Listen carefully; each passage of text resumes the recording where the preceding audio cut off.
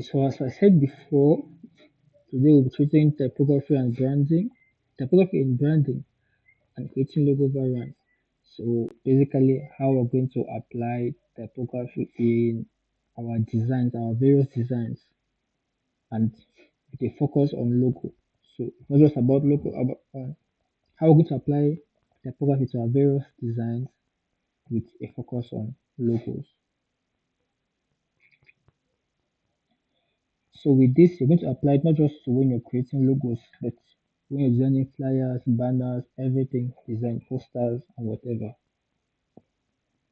So the outline, we'll be seeing typography and branding, meaning and emotional impact of typography, some font categories and selection, font pairing and hierarchy, custom type in Illustrator, creating logo variants, and practical logo refinement. And the objective of this lesson is by the end of the lesson, you should be able to choose and pair fonts effectively for brand identity, apply typography principles in logo design, modify or create custom typography in Illustrator, create a full logo set with multiple variants, and prepare logos for web and print use. The objectives of the lesson.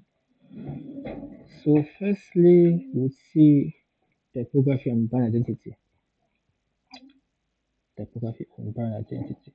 So, as we've seen before, right? We saw before that typography is text, and the different types of typography is the name of fonts.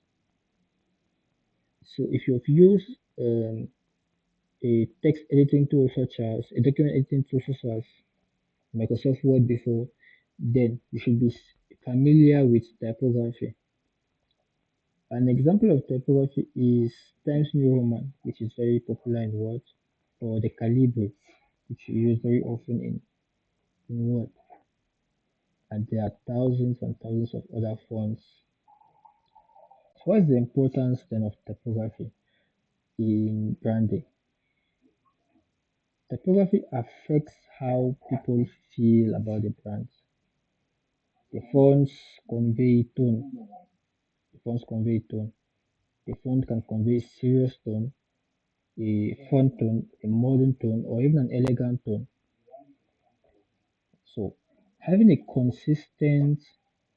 uh, consistent font type means what the type of font which you use across your across your brands, which involves your digital and print designs, helps for brand recognition. So we're about seeing an example of some of these types.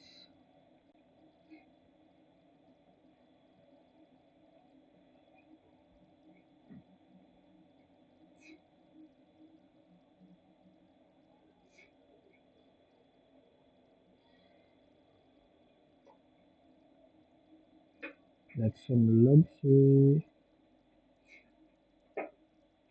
yes, luxury brand logos.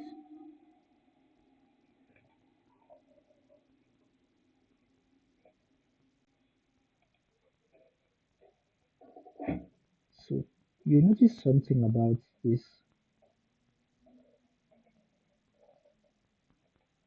luxury brand logos. Let me get to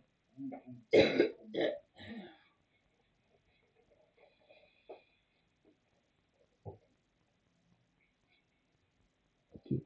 So this for Gucci, for example, Dolce and Gabbana. You see, mostly in these luxury brand logos, they are very, they are fonts with a tiny typeface,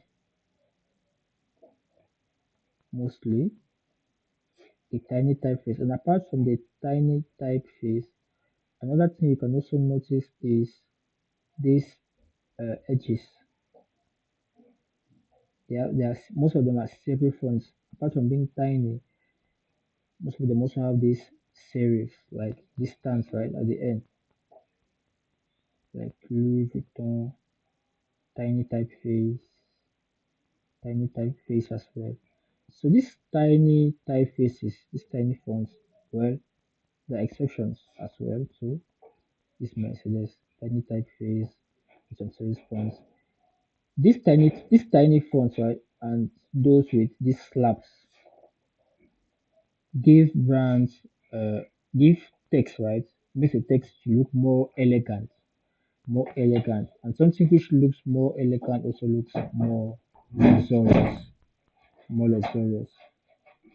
That's why luxury brands, clothing brands usually use typefaces which are tiny or have slabs, or even both tiny and have slabs.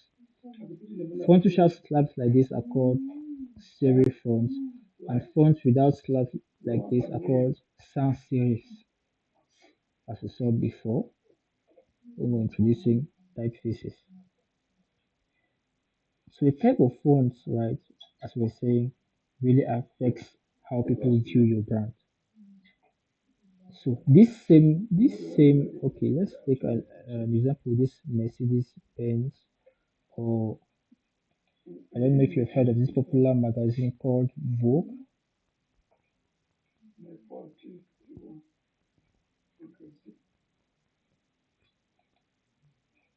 Let's see the logo. So this is the logo of Vogue right here. And do you know which font they use for their logo? Do you know which font they use for their logo? It's actually a very popular font. Can you guess the font?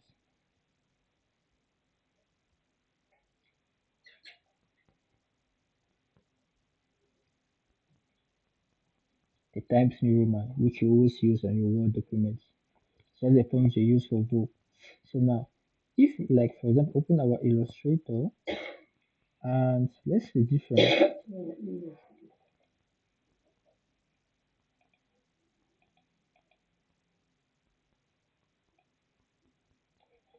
right? If this same Vogue was written with a different font, it would still look the same.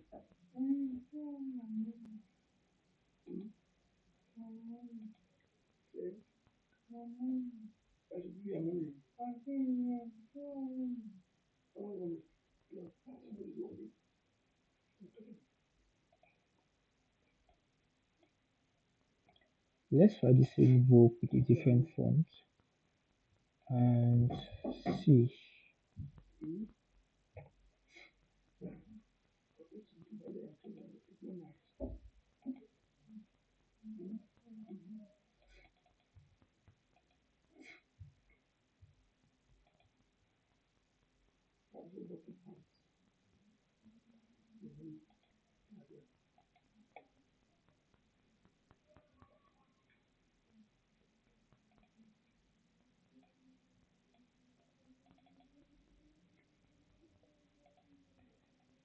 So we're changing the font for you to see how the same text with different fonts affects like the perception of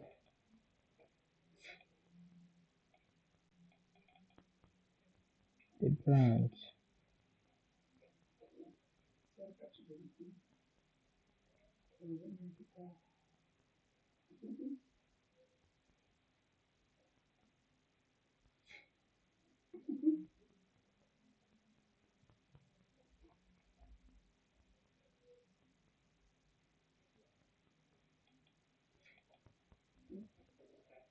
So there you have it.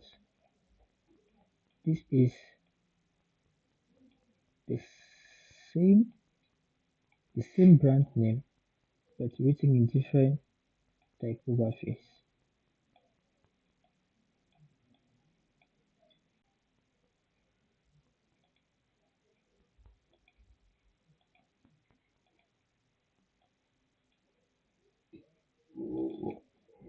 So, all of this now, do they have the same feel as this?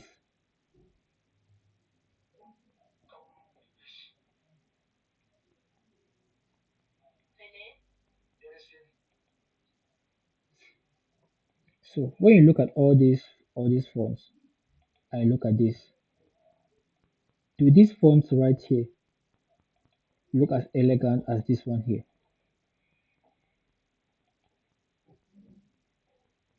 Hmm?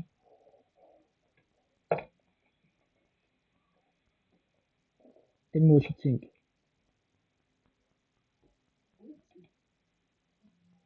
But you see, it's the same name. The same name. Yeah, it's still Vogue, Vogue, Vogue, Vogue. Everywhere is Vogue. But just a slight change in the font type, which might be nothing to somebody who doesn't understand design, changes the entire perception. This one here, just between the font, looks somehow more elegant than this, being the same text. So that's how typography affects your design, right? So when you're so designing, you have to understand what type of effect, what do you want people to feel when they look at this, when they look at this. So, however, if it was, for example, a sports brand, right, a sports brand, which has to do with inspiration, motivation, athleticism, so this here might have a better feel, right? Might evoke something better, a stronger feeling. Right? This looks stronger, bolder feeling than this, which looks more elegant, right? So maybe if this was somebody's signature, right? This was somebody's signature book, then maybe this might have been something better to use as a signature, right?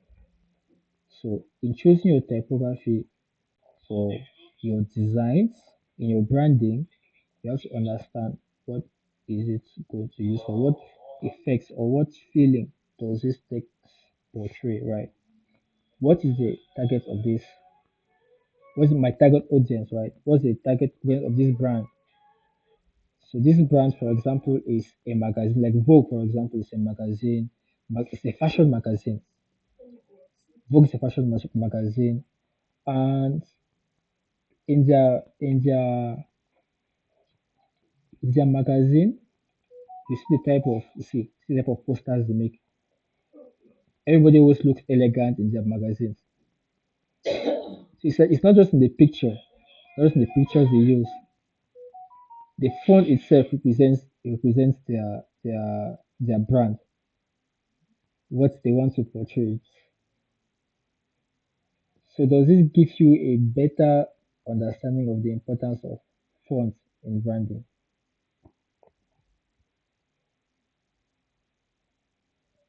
So take this same poster, right? Take this same poster, change this text on this Vogue, right? And put impact, for example, this this font here, impact, and you see the look on the design will change completely. We no more have that same elegant feel. But now change this image now and put maybe an image of somebody doing sports, for example, like an athlete, a basketballer. Suddenly, it will now match the feeling. So that's just something I wanted to show you.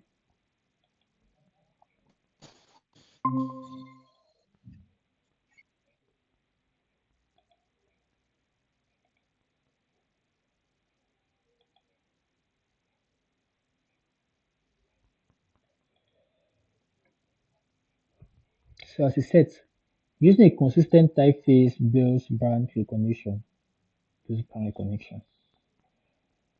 and fonts convey tone, serious, fun, modern, elegant. So you have to think about what type of tone your brand wants to convey. Is it a serious tone? Is it a fun tone, elegant tone, modern tone? So you have to think about that in choosing your typography. And you have to be consistent, right? The types of fonts you use across your design. Take an example to Vogue, which has an elegant serif. Nike, on the other hand, which is like more of a sports brand, has a bold sans serif. And Disney, which has to do with art, has a handwritten script. It's that these typefaces were done by professional designers. These logos were done by professional designers, and the type of font which they use were not by mistake. The fonts they use were to match the brand's values, the brand's ideologies, vision. So the font is often the face of your brand. You have to know that as a designer. So what are some different font categories we went through this the other time? We have the serif font, traditional format, such as the Times New Roman, which is used by Vogue. These fonts usually have an elegant, luxurious feel. The serif fonts. We have the sans serif, which are more clean and modern fonts, such as Helvetica, which is used by Google. If you've seen the Google logo, the font they use is called Helvetica. Another example of a sans serif font which looks clean and modern is the Montserrat. This one here. So you see how this one looks clean and modern compared to this.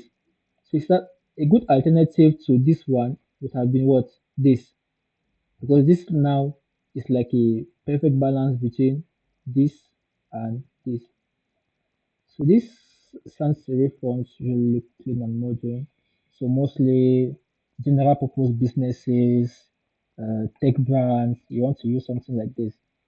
Tech brands, general purpose, it's very clean and versatile. It can just go anywhere. So you can also like adjust other things like the weight, right? You can adjust semi bold, adjust the weight regular. It looks different like this. So this sans serif, this clean modern typefaces are kind of designs to like go with anything. So you have like script fonts which are decorative, emotional. For example, Coca-Cola. You've seen a Coca-Cola logo. Coca-Cola logo. Example Coca-Cola. This is Coca-Cola here.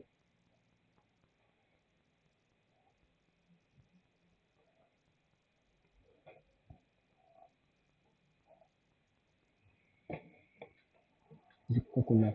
So this is script fonts. It's script fonts. And they're designed to be decorative, right? Very decorative, very expressional, very emotional fonts. So now and then we have display fonts. Then the last one is display fonts, which are meant to be very bold and attention grabbing, right? Such as this font, this one here, the impact here. This is the impact font, very bold and attention grabbing. This is the sans serif, which is like a blend between the bold and impactful and the lightweight and elegant. In the middle here of the sans serif, example, you have the Montserrat font, Helvetica font, and this one, for example, is a script. It's a script font, right? They're meant to be very expressive. That's why they can be used in things like signatures, and depending on what you can, your brand is, you can use as a logo.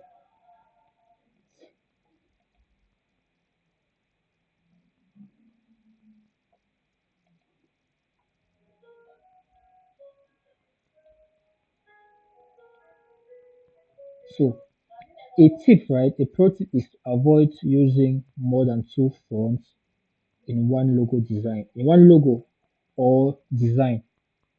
So when you're doing your flyers, your logos, your posters, your banners, it is a pro tip to avoid using more than two fonts, unless in absolute cases. And in those cases, you would have to know how to match those fonts together.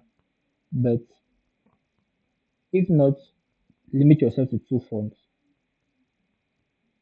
Limit yourself to two fonts.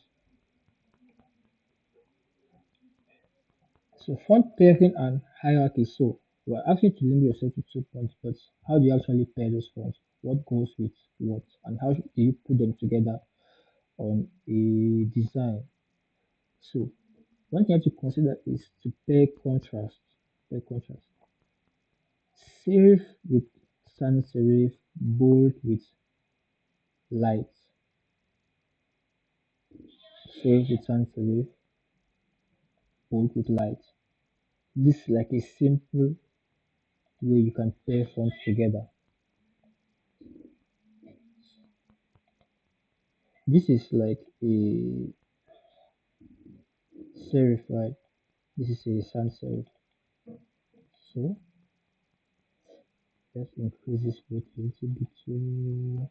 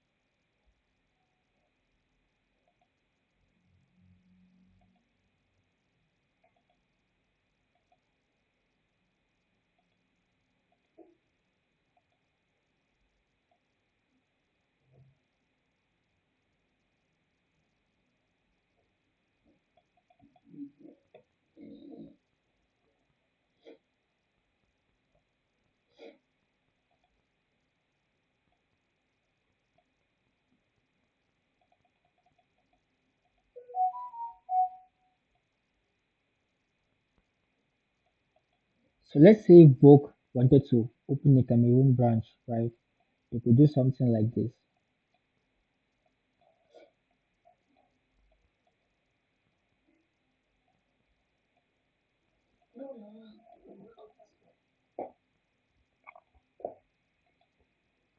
They could do something like this.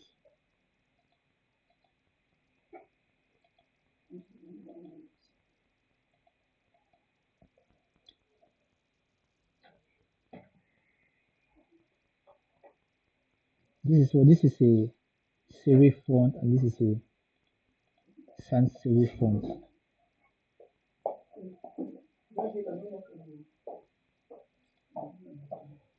So both with lightweight. For example, on this one here, see the main logo here. The name of the company is in bold, very bolded, and the tagline is in a a lighter typeface than the name. So the name now grabs attention before now coming down to the lighter typeface, which is the tagline.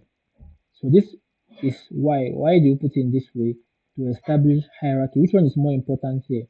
Is the name, not the tagline. The tagline, the name is big and bold, and the tagline is made smaller because this is the main thing here, not this. You want people to see this only after they've seen this. What you want people to remember is not your tagline, but your name. That's hierarchy. And you apply the same thing when it comes to your flyer designs, right? You apply the same thing when it comes to your flyer design. The flyer designs, like, I don't know if I can find an example here.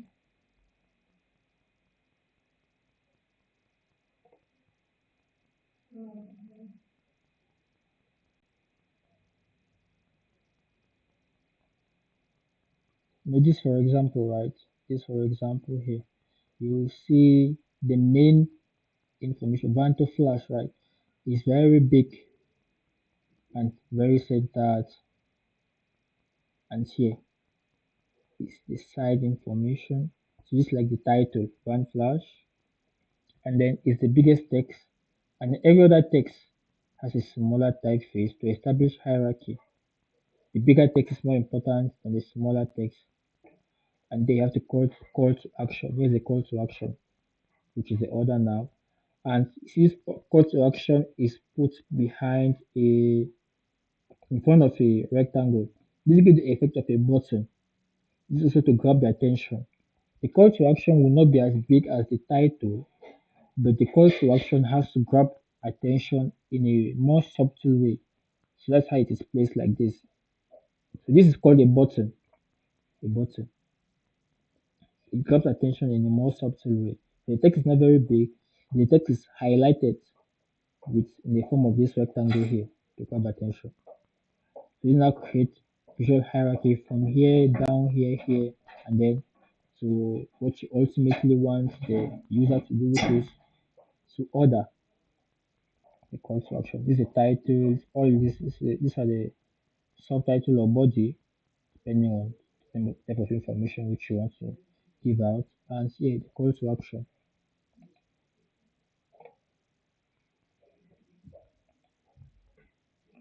So pair fonts, pair contrast, right? Save with sans serif, bold with lightweight with lights, establish hierarchy.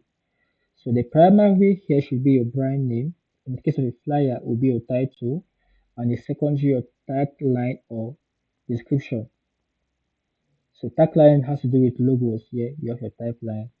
With a flyer, you have like your description, or your body. So what you have to consider is your typeface should be legible at small sizes, and this is mostly important when you have to print. When you have to print. So your type, if you're dealing on your screen, right, you can always zoom in to your screen to look at something more clearly. But however, when something is being printed out, can you zoom in? You can't zoom in on the printed design which is on the paper. So then you have to consider legibility. Is it going to be legible once printed? Or even just on a flyer, like maybe on a social media flyer, will somebody have to download your design and zoom it so the person can read it? So your typeface should be legible in small sizes as well as in big sizes. And weight balance between the typefaces. Weight balance. Try combination processing from one on one. Means that when as you're designing, test out what works, right? What works. So you can, for example, here you can come and increase the size to maybe black, right? I see how it goes. Look at it. Okay, maybe this is not what I'm looking for. It's too bold. You can try and reduce it, right? Maybe let's try bold, or let's try maybe medium and see what works. Say okay, medium works. Or maybe I need to reduce even more and choose maybe light. Maybe light works even better. So always try to experiment, right? To see what works best for what you're trying to do. So custom typography in Illustrator. So when you speak of custom typography, we simply talk of modifying the text to create custom text. So you can convert the text outlines, modify anchors, and with the direct selection to combine with shapes of parts to customize letters. Use the shape builder tool to merge erase parts. So you look at this logo here, for example. This here was built to custom text. Normally, this is just an F, an A, and an H, right? But the letters have been customized to create this. So how you do that simply in Illustrator, there are a lot of ways which you can do that. But an example would be, let's duplicate this, for example. So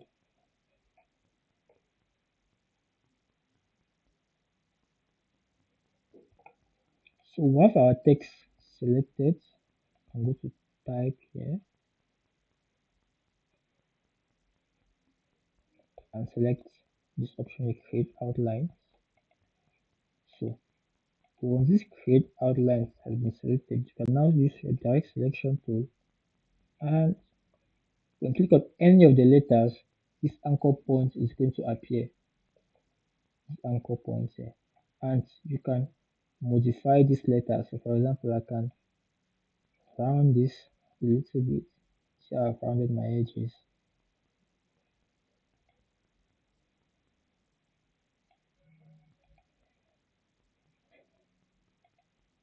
So you can customize your letters in many different ways.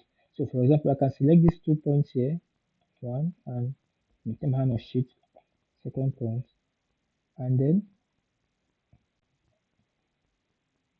I click here,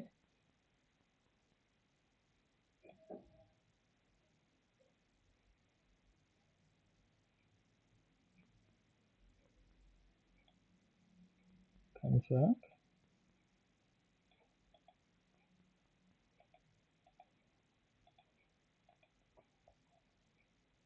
I can click on these two anchor points here and drag them down like this.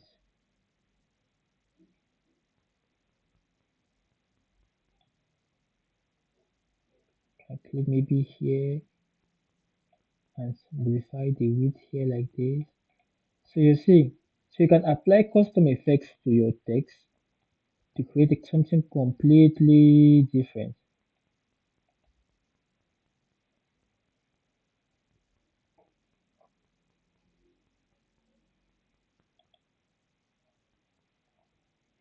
Another way so you can do that is also by expanding the text. So let's just add this like this.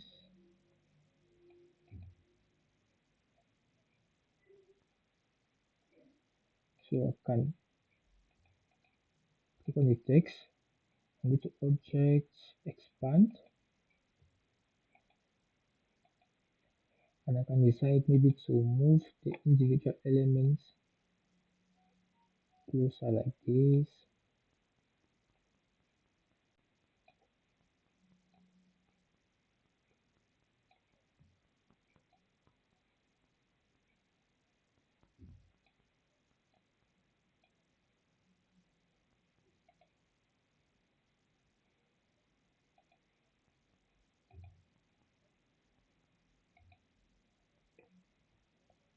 So now since they are like this, now I can just go to my pathfinder and divide.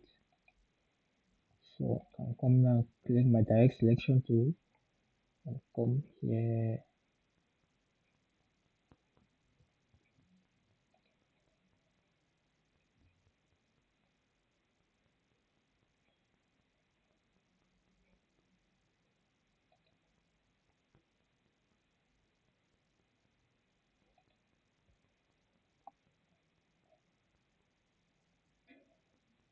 And apply some custom editing as I see fit.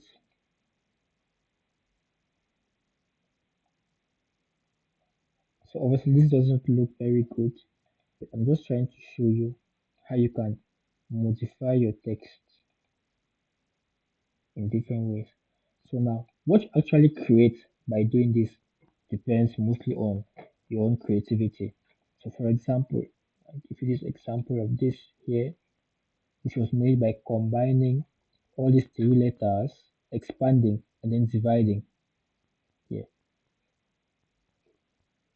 So there are a lot of different ways in which you can use this to create some custom typography, either by displacing the anchor points, by highlighting it, going to type and creating outlines, then displacing the anchor points like we did here, or you could also expand it, highlight it, go to object, expand it, and also you could also after expanding you can also displace the anchor points. You can also use some shapes in order to combine it with some shapes or delete some parts of it.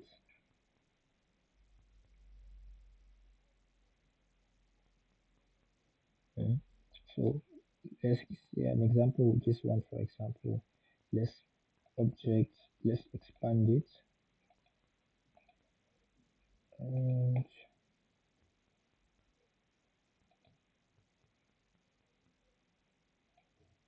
to move this to a little bit closer like this.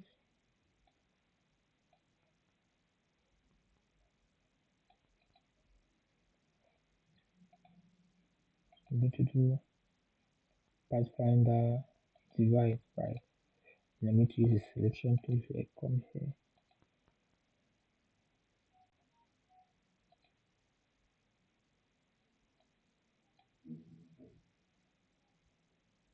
and I can have this, for example.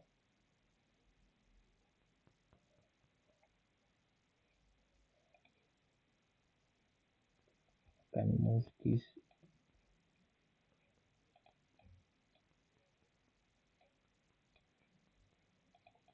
I can highlight both of them. Select my move tool here in this place.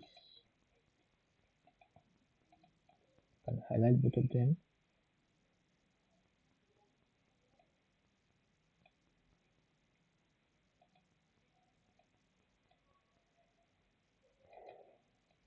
Why is it?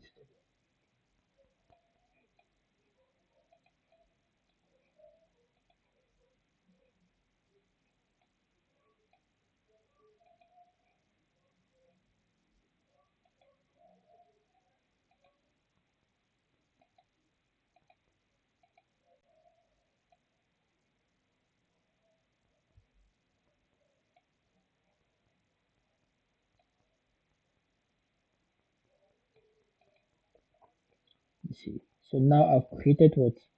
A custom typography like this.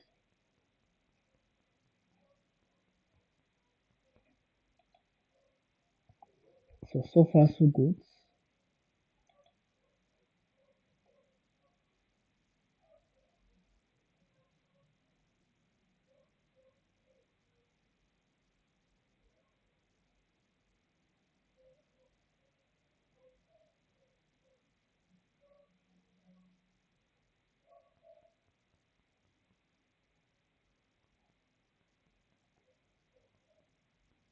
Oh, sorry, I've not been seeing this chat since.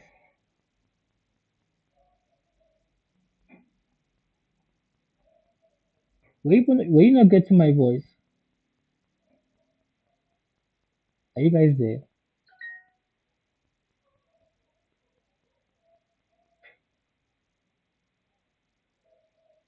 At some point, you were not getting me.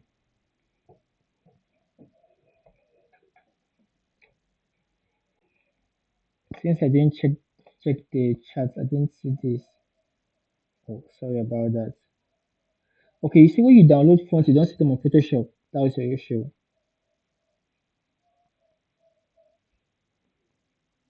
You sh- you downloaded it, you installed it. Did you install it after downloading?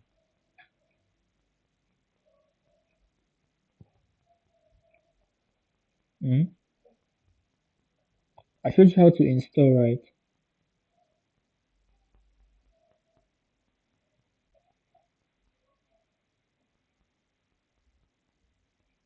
You installed and then you did not see it on Photoshop. Did you check the font's name and you went to Photoshop, you didn't find that name?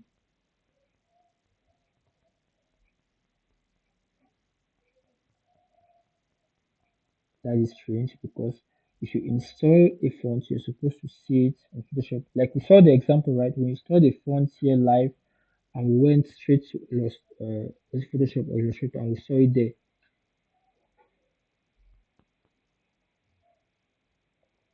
What's the name of the font you downloaded?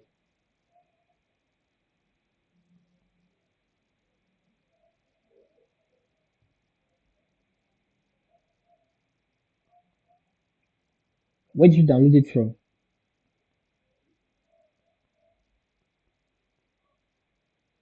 Yeah, it might cut sometimes due to connection issues. Google Fonts. Play fair later.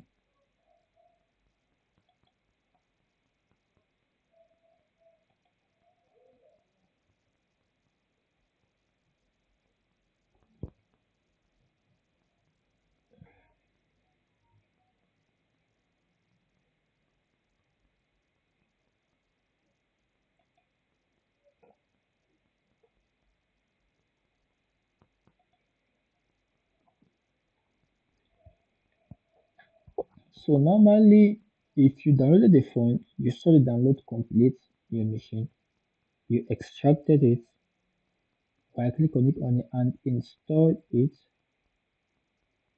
and you didn't see it in Photoshop.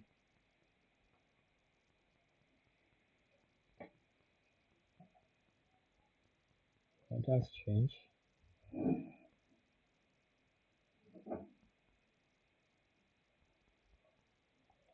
This might even take time to download since we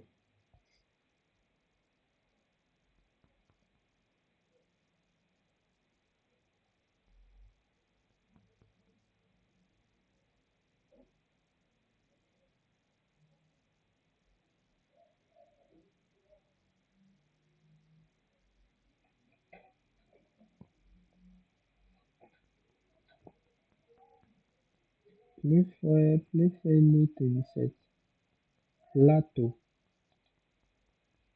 play.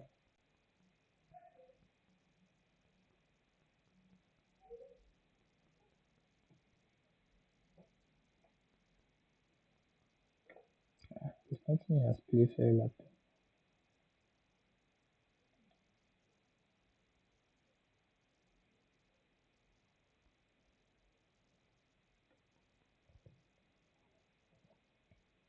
Can you three Playfair fonts? Playfair display, Playfair this, and this other Playfair here on Google Fonts.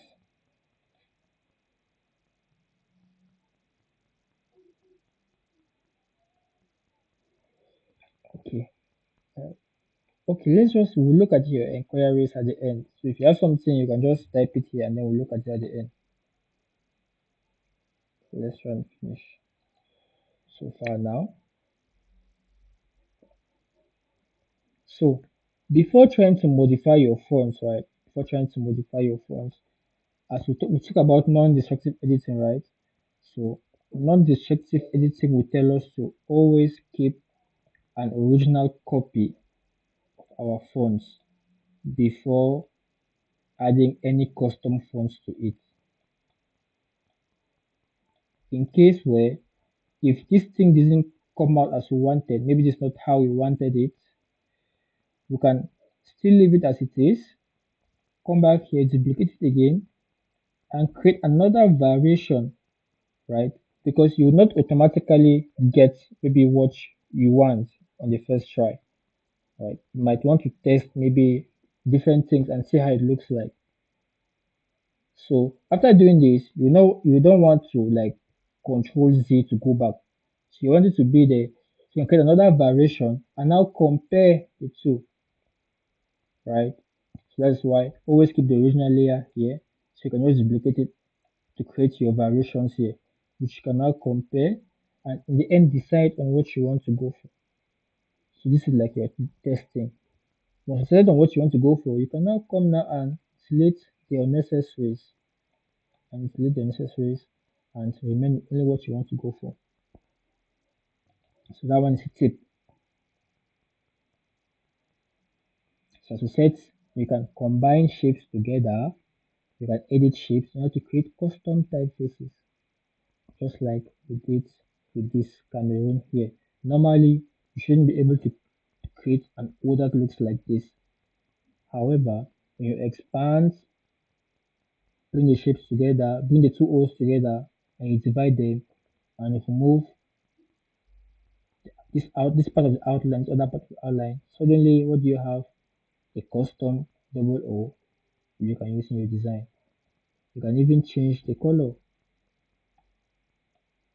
You can even change the color. What's the name? This is yellow, right? Green, red, yellow. Okay. Change this one as well to yellow. So we can change this three here to red, and then this two here to green. So we have Cameroon.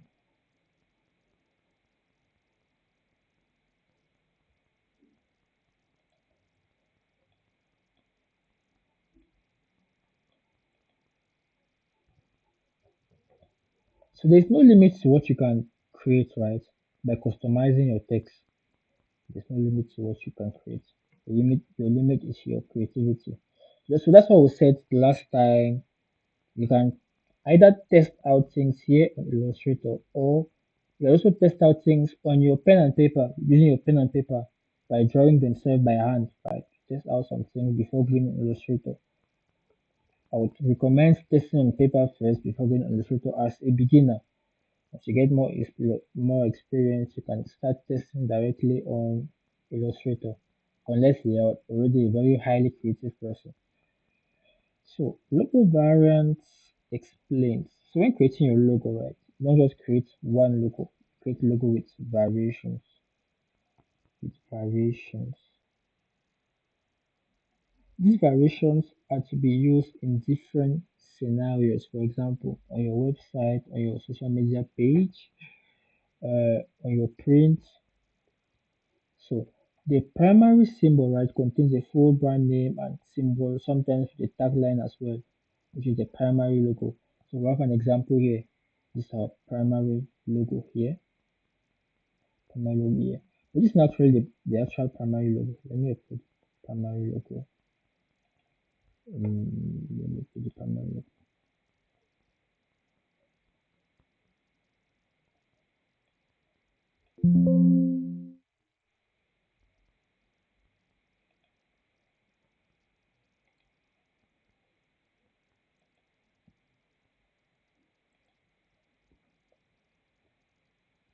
This is the primary logo here.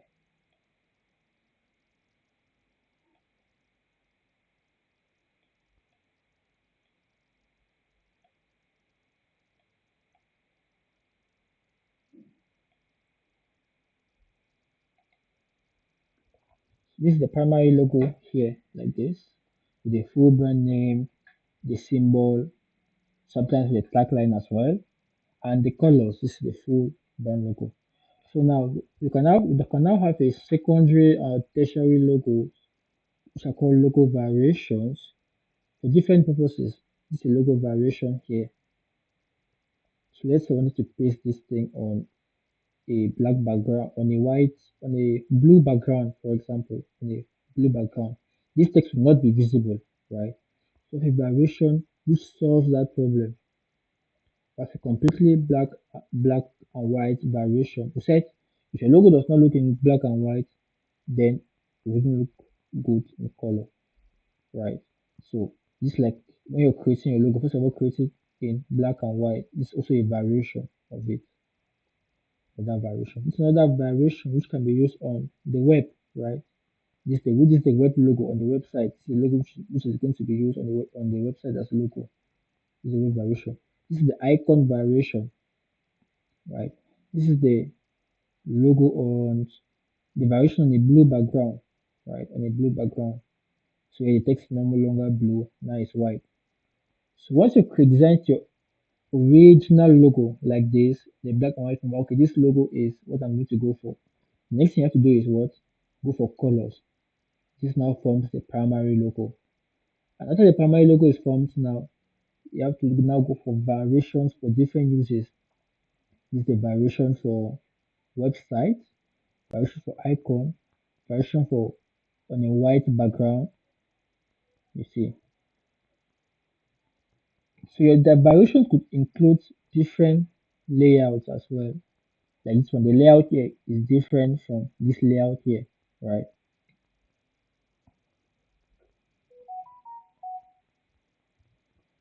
So variants ensure your brand is recognizable everywhere. That's what variants ensure, right? Ensure your brand is recognizable everywhere. And you will see businesses, professional businesses use this. If you want to go on their website, if you want to see the icon, if you want to see when they're designing, right? Depending on the type of colors which you use, you can see a variation in their logos. So as a professional brand designer, not just a graphic designer, as a professional brand designer, you have to understand that your primary logo is not the only logo. Once a primary logo is being designed, variations have to be made to fit different scenarios. of usage of the logo.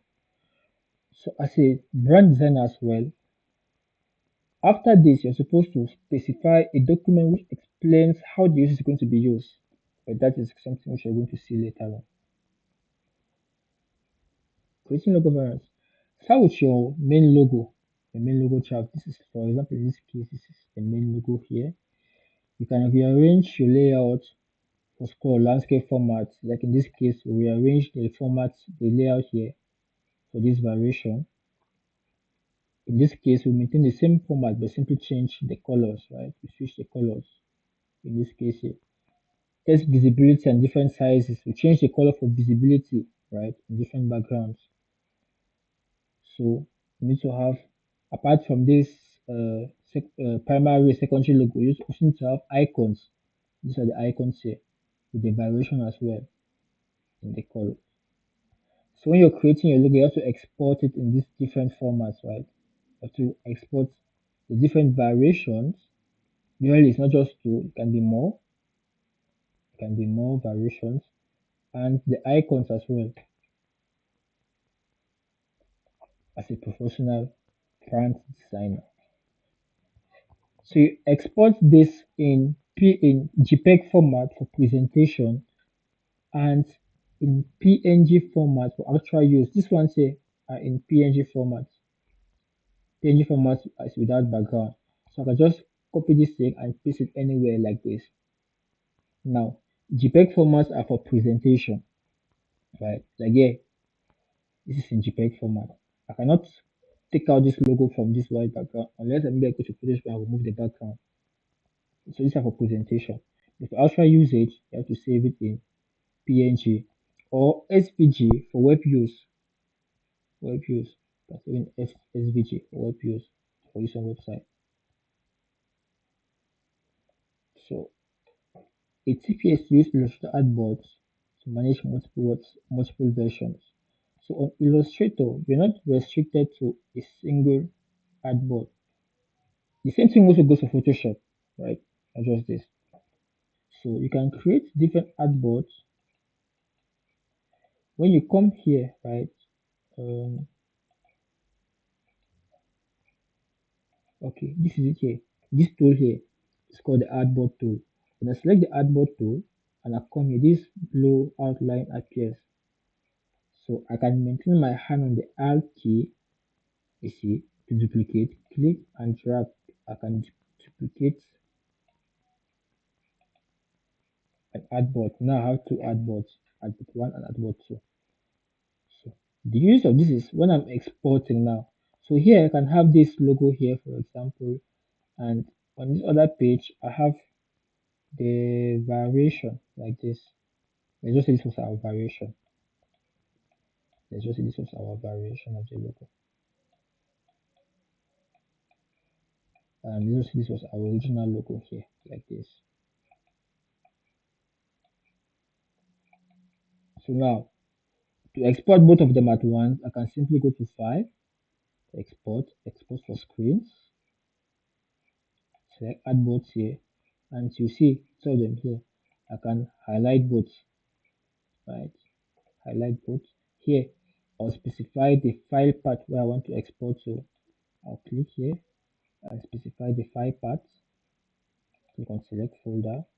The scale here, I'll change the scale, select resolution here, and change it 72 to 300. 300. Once I set my file path, make sure I uncheck these two boxes, uncheck them, select my file path, export 300. Then you can select your format. If it's PNG, you export without the background, or it could be JPG, right? To export with the background. And once I'm done, I simply click on export and it's going to be exported. Okay, so remember JPG it exports with the background and PNG it exports without the background. If you want to export without the background, you can increase your size here. Your text more so it's more visible too as well. you're exporting without the background.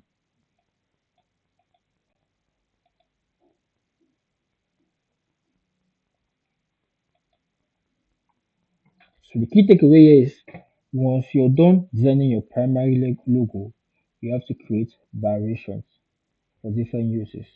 These variations can include changes in the colors, but the changes in the colors should be within the brand colors, right? Should be within the brand colors. For example, here we have this blue here and this yellow here. The white is a neutral color. White is a neutral color. So you always need a white and a black variation of your logo because white is a neutral color. Especially white is a neutral color. So you always need a white variation of your logo. So yeah, so I present our main logo here with our main brand colors. So we create a white variation here, create our icons. We can create more variations just like we did in this case here, which has this variation as well. You have your icon as well, the variations for use in different areas across prints, websites, social pages. They're building an app across the app and stuff like that. So here are some free font websites. So you can screenshot this page. Free font websites, Google Fonts, Font School, the fonts, 1001 fonts. So the ones which I mostly use among these is one, Google Fonts, two, the fonts, three, 1001 fonts, one, two, three. But all these other ones are also very good for finding fonts. So some free and very good font websites. Make sure you screenshot this page, screenshot it so you can come and check these fonts later on.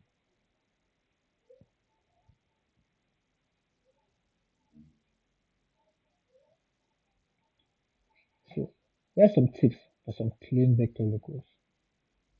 Use open source or licensed fonts. So there are free fonts, but there are also paid fonts. For example, here Google has free fonts, but not all these sites have offer completely free fonts. Like under fonts, right? Some fonts are free, but not all fonts. Some fonts are licensed under fonts. So when you're using a licensed font, when you're using a license font, you have to check the license, right? Is it licensed? Is it restricted for only personal use? Do I have opportunity to use for commercial use?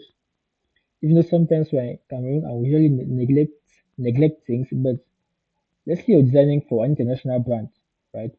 Don't limit yourself maybe to just this Cameroon space where everything's limited. Let's say it's designing for a brand in the US. So if you're choosing a font for them, you have to make sure you're checking the license. Is it a free font? Is it a paid font? Is it free only for personal use but not free for commercial use? So usually this is being precise on the website when you want to download it. So make sure you check these details. So some tips, right? Another tip is avoid trendy typefaces for long-term brands. mm. So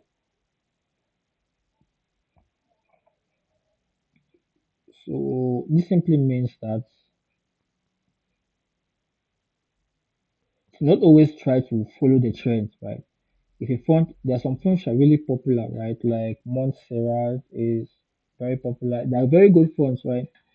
But it means that you should not just limit yourself to them because they are popular fonts.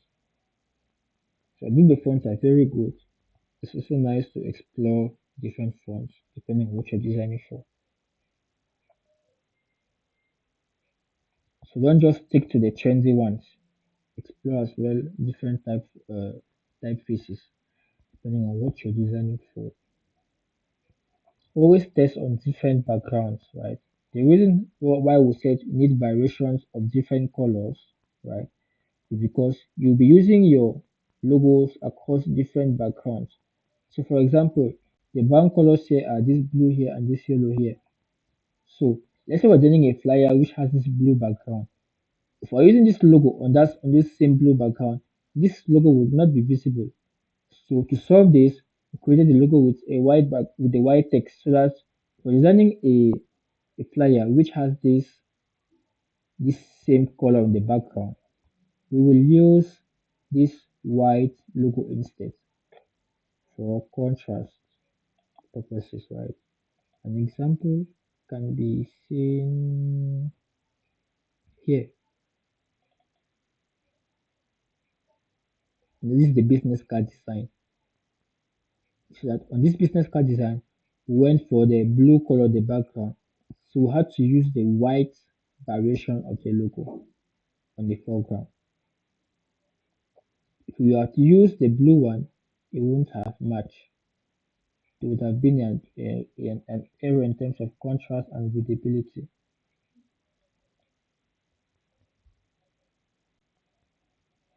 So the last tip is check accessibility, visibility, and contrast when choosing your when creating your variations. Set your fonts and font list with a brand kit. So when you use a font, right, don't just forget about it. You have to save it so you know which font you use for which logo. Because you're designing for a brand, right? That font doesn't just end at that logo. As a brand designer, you understand that that font is going to be used across their different designs. So, for example, the two fonts which you use in creating your logo, in this case, this font here used was the Montserrat. So, across like various design, the Montserrat is going to be used across the various design for consistency. Consistency. So, if you choose two typefaces, like in this case here we had the TW Saint and here it's the Montserrat as well. TW Saint and the Montserrat. So you have to save which font to use for branding purposes.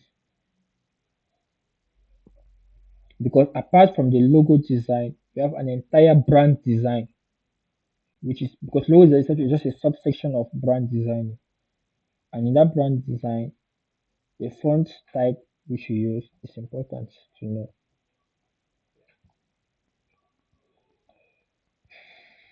Okay, so the class has really taken too much time because we started late, very, very, very late.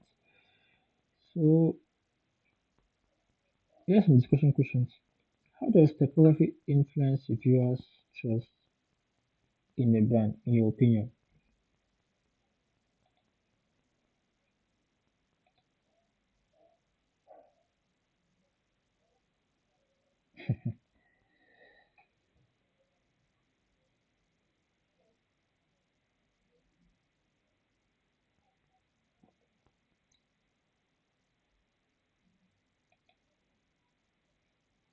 Okay, so it's just two of us now. So what do you think, Kate? How does typography influence the viewer's trust in a brand?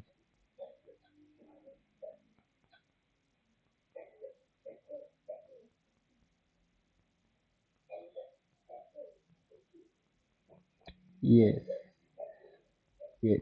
Typography, you know, the yes, the user really might not understand it, but that's what talk about the emotion, right? Which is being attached to type of font which you use. He might not really automatically understand that it is this person they use this type of font because they're trying to represent an elegant brand. It's a designer who should understand that, but they will feel it unknowingly that this brand looks luxurious without knowing exactly why they feel like that. But they will understand that the typeface was chosen particularly for them to feel that way.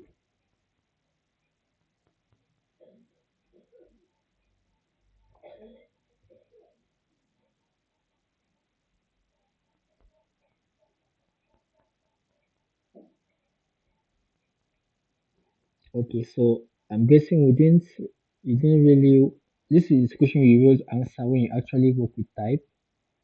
an Illustrator. So you're able to answer what was the hardest part of working with type. So let's move to the third question. Did your font choice okay? This question also involves me actually. This question involves the next exercise which we will do. And right now, since you don't really have Illustrator yet, the question you can answer now.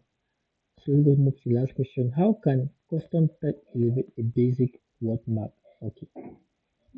How can custom type elevate a basic word map? So an example of custom type when we combine those two letter O's on the Cameroon typeface. So how do you think uh, custom type can elevate a basic word map? This is another example, right? With this typeface logo, which was done by combining different letters.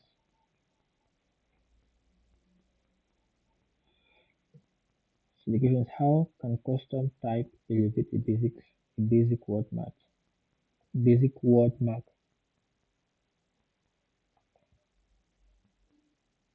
So even like another example is IBM, right?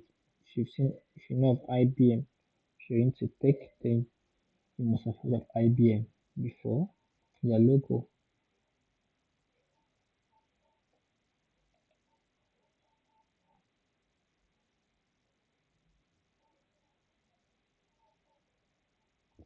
their logo now. It's a custom typeface. Custom typeface. IBM.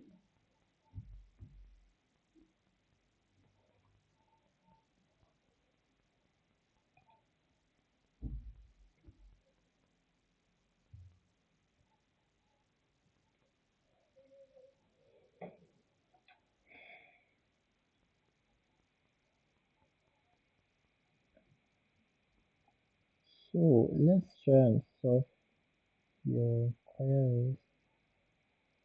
I wasn't really paying much attention to the chat. I'm done using so sans serif and bold. But sans serif and bold, what are they? Sans serif is a font. So what is bold? Is it in the hierarchy section? Okay, he was asking like what if you bold what the serif?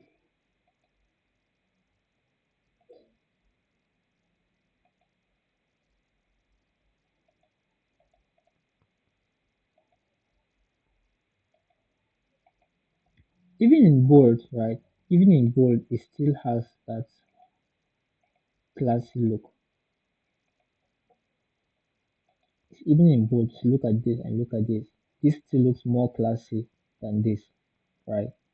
Or is it just me?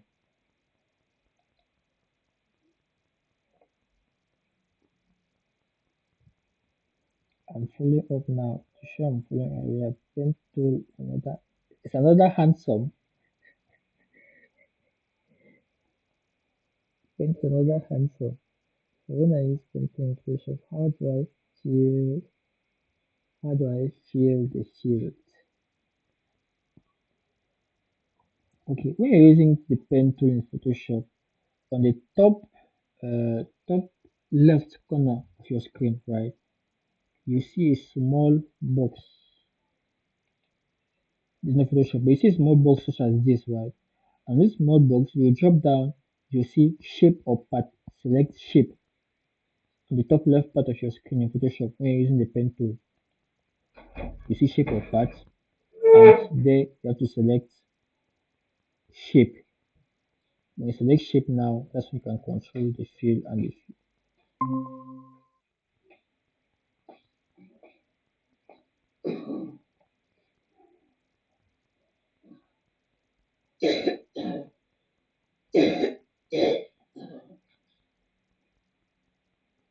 see. If you look at the top left corner, are you seeing it? What I'm talking about? You see paths there. You see now. Change it to shape. So now you can create a custom shape now.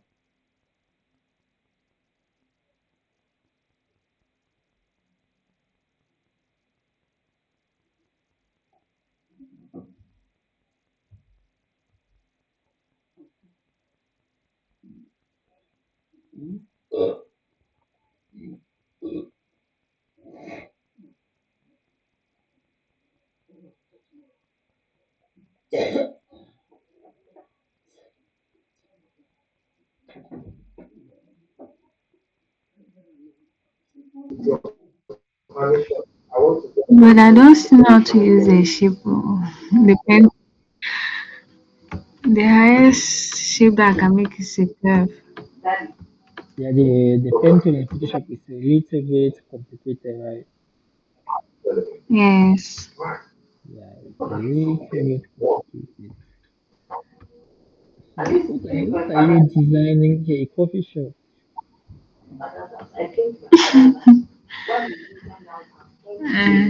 It's just Just a project. a sample. Yeah. Okay.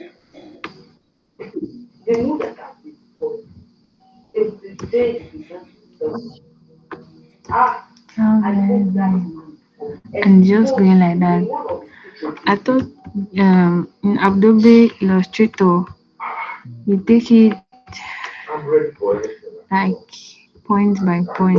As opposed to this point, take it from this point, take it, take it, take it.